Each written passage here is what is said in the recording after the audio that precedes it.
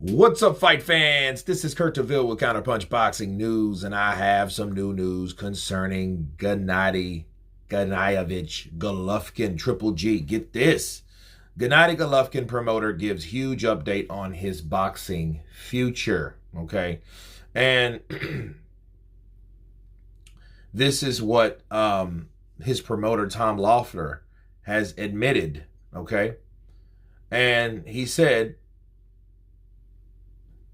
that we might well now have seen the last of the great pressure fighter since the February announcement by the Kazakh National Olympic Committee that Golovkin would be its new president. Okay, he says, quote, I was always hoping for one more fight, whether it was a farewell fight in Kazakhstan or one of these matchups that you see in the Middle East, that type of thing. But that's a very high position in Kazakhstan. He's not only the head of the Olympic boxing in the country, he's the head of every sport of the national Olympic team in Kazakhstan. So that's a full-time job for him. There was no point. He had so many title defenses around the world, selling out the O2 Arena against Kell Brook back in 2016, fighting Ryoto Murata, and selling out the Saitama Arena in 2022. That special night against Martin Murray in Monaco in 2015, when we had Prince Albert and Princess Charlene ringside. There are so many great memories with Triple G, and it seems like he feels he's accomplished everything he wanted in boxing. If it is the end of boxing, the boxing world has lost one of its greats. Those of the words of Tom Loeffler, and let me counterpunch. I was hoping to hear something like this. This is a good thing. He's still involved in boxing. He's still he's made his mark in the sport of boxing. I do feel, however, if Gennady Golovkin would have at least went on and fought and defended his IBF belt back in 2017 when instructed by the IBF to fight is it Sergey Deverenchenko, he would have beat Bernard Hopkins' record, okay? With 22 title defenses, now he's tied with him.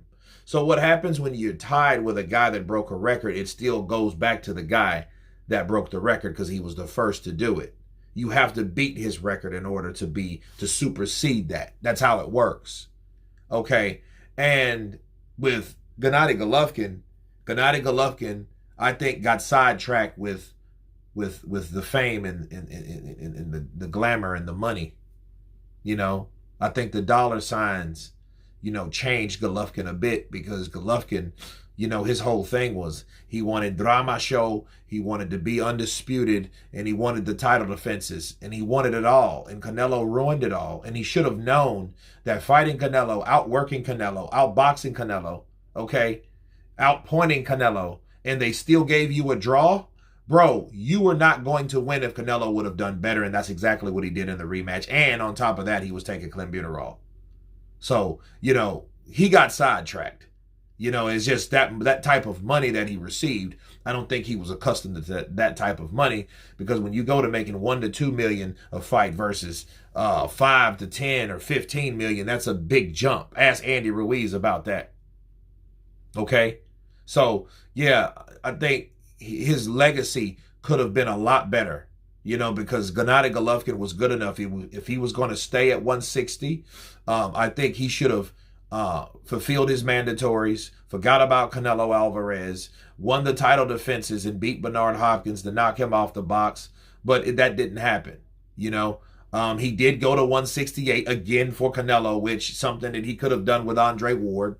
You know what I mean? Let's just be real. So, a lot of things that Golovkin could have done in his career that I feel was really unfulfilled or just bad decisions. However, I'll say this. He's gave us some good night of boxing. He's showed us what a true savage was, but he also showed us that he can eventually meet his match fighting guys that are better skilled, like Canelo Alvarez, or just as skilled, should I say, because Canelo Alvarez was very good and very young at the time, okay, because Canelo is still only, 33? And I think he'll be 34 in July. I think it's July, I can't remember, sometime in July. So, he fought a guy, a long time ago now for a lot of money. And I think that particular guy, ruined his career. That's why, side note, I wouldn't want David Benavidez following Canelo everywhere, because following one fighter to fulfill your legacy is nonsense. Okay? You should never do that. But I am glad that he's not in there, because I've seen Golovkin. He gassed out in the third Canelo fight. He showed his age. So there's no need to see what else he can do when he didn't show as much the last time he was in the ring. Okay, so, can he still fight? Yeah, I believe he still can, but why bother? You've done enough in the sport.